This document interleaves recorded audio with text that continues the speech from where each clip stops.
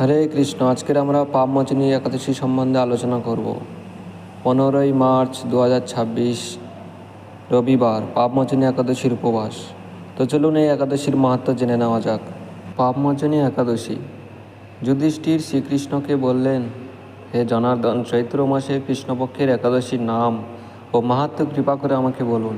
শ্রীকৃষ্ণ বললেন, হে ধর্মরাজ যুধিষ্ঠির, আপনি ধর্ম বিষয়ক প্রশ্ন করেছেন। এই একাদশী সকল সুখের আধার, সিদ্ধি প্রদানকারী ও পরম মঙ্গলময়, সমস্ত পাপ থেকে নিস্তার বা মোচন করে বলে এই এক পবিত্র একাদশী তিথি পাপমোচনী নামে প্রসিদ্ধ। রাজা মান্ধাতা একবার লোমশ মুনিকে এই একাদশীর কথা জিজ্ঞাসা করেছিলেন। তার বর্ণিত সেই বিচিত্র উপাখ্যানটি আপনার কাছে বলছি, আপনি মনোযোগ দিয়ে তা শ্রবণ করুন। প্রাচীনকালে অতি মনোরম চৈত্ররথ পুষ্প উদ্যানে মুনিগণ বহু বছর ধরে তপস্যা করতেন। একসময় মেধাবী নামে এক ঋষিকুমার সেখানে তপস্যা করছিলেন। মঞ্জু ঘোষা নামে এক সুন্দরী অপ্সরা তাকে বশীভূত করতে চাইল, কিন্তু ঋষির অভিশাপের ভয়ে সে আশ্রমের 2 মাইল দূরে অবস্থান করতে লাগল। বীণা বাজিয়ে মধুর স্বরে সে গান করত। একদিন মঞ্জু ঘোষা মেধাবীকে দেখে কাম বাণে পীড়িত হয়ে পড়ে। এদিকে ঋষি মেধাবী ও অপ্সরার অনুপম সৌন্দর্য দেখে মুগ্ধ হন।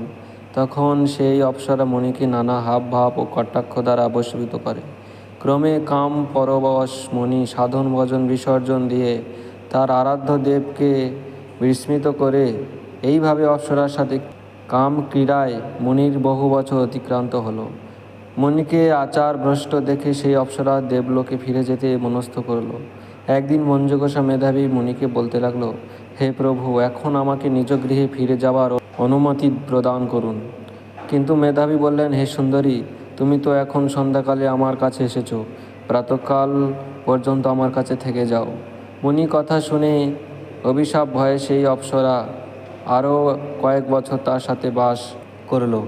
এইভাবে বহু বছর, 55 বছর 9 মাস 7 দিন অতিবাহিত হলো।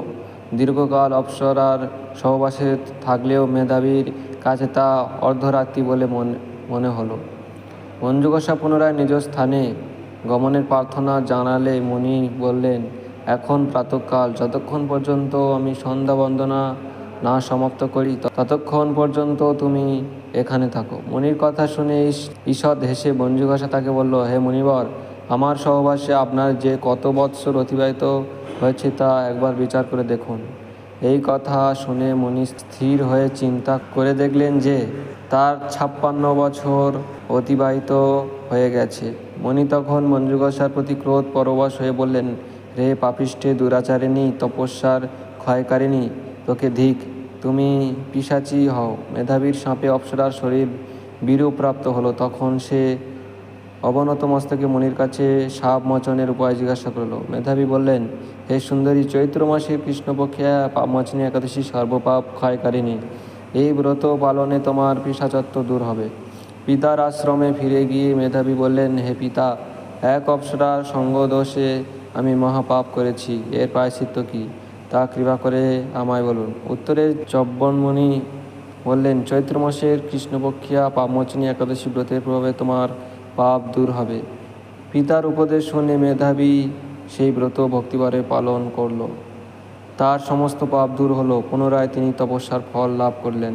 মঞ্জু ঘোষাও ওই ব্রত পালনের ফলে পিশাচত্ব থেকে মুক্ত হয়ে দিব্য দেহে স্বর্গে গমন করল। হে মহারাজ, যারা এই পাপমোচনী একাদশী পালন করেন তাদের পূর্বকৃত সমস্ত পাপই ক্ষয় হয়। এই ব্রত কথা পাঠ ও শ্রবণে সহস্র গোদানের ফল লাভ হয়। তো আমরা এখন পারণের সময়সূচি সম্বন্ধে আলোচনা করব। 16ই মার্চ 2026 সোমবার। একাদশীর পারণ ভোর 5টা 45 থেকে সকাল 9টা 43-এর মধ্যে।